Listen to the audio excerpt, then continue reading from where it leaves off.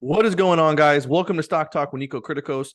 Today, we're going to do some stock analysis for NVR stock, and this is one of the nation's largest home building and mortgage banking companies.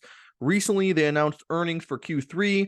They did $433 million of net income, which was up about 5 or 6% year over year. And then their revenues for the third quarter were about $2.5 billion, which decreased 7% from last year. Then we look at the 9 months in, and we are about a 9% decrease compared to last year. And then net income is a decrease of about 7% from last year. So we're going to do some analysis first of the stock chart here. We're going to see that over the last year, it's up 30%, even though in the last couple months, it's actually been falling. And 3 months ago, this stock was $6,500, and then now we're down to $5,300. And the market cap for this company is $17.5 billion. I have never invested in this stock, but it is interesting. I believe the thing that it got my attention when I saw it. I think I saw some super investors purchasing shares. If we go to this Data Roma chart, we can see that I think Warren Buffett is an investor along with these other companies. But the weird thing here is that it says over the last 6 months, we've seen insiders sell $300 million worth, and they haven't bought any. So that's definitely not a good sign, at least for the short term. But long term, we're going to look at like the current valuation for this stock, and it does look pretty attractive. So this is the stock chart. The last 5 years were up 147% still, which is definitely outperforming the stock market indexes. So that's something to take note of. If we look at their revenue chart, we're going to see that they're growing revenue on average 12% per year, which is definitely healthy, definitely respectable. They did $10.5 billion last year. Then we go to net income, and for net income, they're growing at about 25% per year, and they did $1.7 billion of net income in the trailing 12 months. So we can go to the net income chart as well, and you're going to see it's very healthy, very consistent. This chart goes back all the way to the 90s, but if we look at the last 10 years, it's growing at about 26%, and $1.7 billion of net income is pretty strong. Then we look at the PE ratio. This is where it gets kind of interesting because let's see, did I miss anything? No, we didn't. We're not there yet. So here's the PE ratio chart. You can see that in 2012, it peaked at 31 times earnings. Since then, it's been downtrending more and more. I don't know if that's because their growth rates have slowed. We can look at, let's see if their growth rates have changed. So over the last 10 years, they were growing at 12%, and then now they're doing 10% and then 18%. So maybe you could say that their growth rates have slowed, and that's why it's trading at a cheaper PE ratio. That could be, but still, from 2013 to 2021, it pretty much hovered right around this 17 times earnings mark. So with it being at an 11 right now, that's definitely I would say that's at a I don't know if I want to say a cheap valuation. I mean, 11 times earnings is cheap, but it's definitely much cheaper than the average. So I would say that's a pretty good sign. Doesn't mean it can't go lower, but that's a pretty cheap valuation. Now, of course, the housing market's in a weird space right now. A lot of people are still bearish on it for the next 12 months or so. And you can see this year, the revenues are still expected to drop about 5%, then pick up and recover pretty much to where they were a year ago in 2024. So they're kind of just going to be flat for this 3-year period. But that doesn't mean that they can't, pick up growth rates after that. Are they innovative? No, I don't really see them being innovative. Strong market share, although it said on their website that they are one of the nation's leading home builders, I think it's because it's just a very competitive space that the market share technically for this company is only about 7%. So I don't really see that as that's not really strong market share, in my opinion. When I say strong market share, I'm thinking more of like, 30%, 40%, something like that. So 7% is kind of low, even though that doesn't mean it's a bad thing. If we look at the size of the U.S. residential construction market, it's about $590 billion.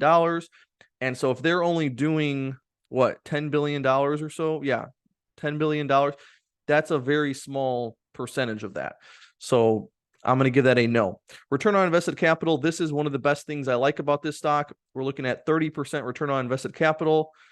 We can come down here and see they actually did way better than that last year. Last year they did over 44% ROI, which is incredibly strong. But typically I would say it hovers right around this 30, even 35% mark. So those are very strong, very healthy numbers. That'll get a check. Is the equity growing? Yes, this is also something that they're doing a great job with. If you go back a couple of years, you can see their equity was about 2.3 billion, and now it's come all the way up to 4.1 billion. So it's nearly doubled in the last 4 years. So that's very strong in my book. Then we look at the equity compared to the market cap. It's $4 billion of equity in only a $17 billion company. So that's a strong ratio. That'll get a check.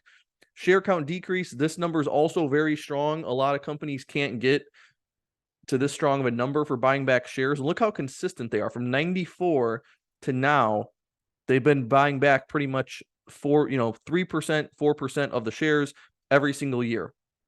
So this is definitely a good sign. Definitely helps the stock price out. Then we look at the balance sheet again, and the assets actually, this is another unique thing. Most companies can't do this. The assets are well over 2x the liabilities. So that's a good sign. Profit margin of 16%, that's strong. Cash receivables is $3 billion, which is about double their most recent income. So that's strong.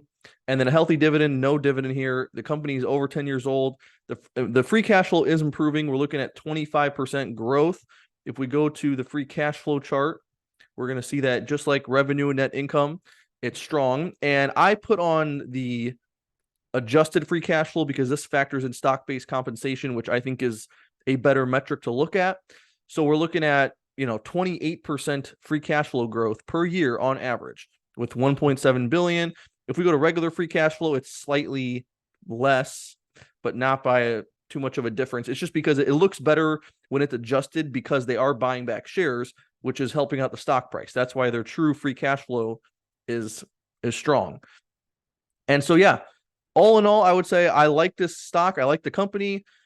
The valuation does not, this is a weird time to be buying a company in this space, but I think that the valuation is still cheap. Like it could come down to an 8, a 9 or an 8 or a 7, right? That's very realistic.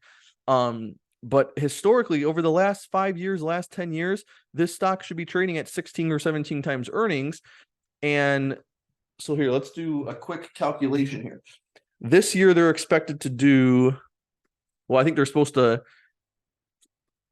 fall a little bit, but let's say, okay, and they're going to do 450 next year, it's expected. So 450 times 17 times earnings means this stock should be $7,600. So what is that? That's from today's price, that's a 42% return over the next, you could say probably 1 year. I could see it getting to $7,600. So that's what I am interested. I don't know if I'm going to buy this right away. Like this, when the market opens on Monday, I don't know if I'm going to, because it kind of needs to stall a little bit.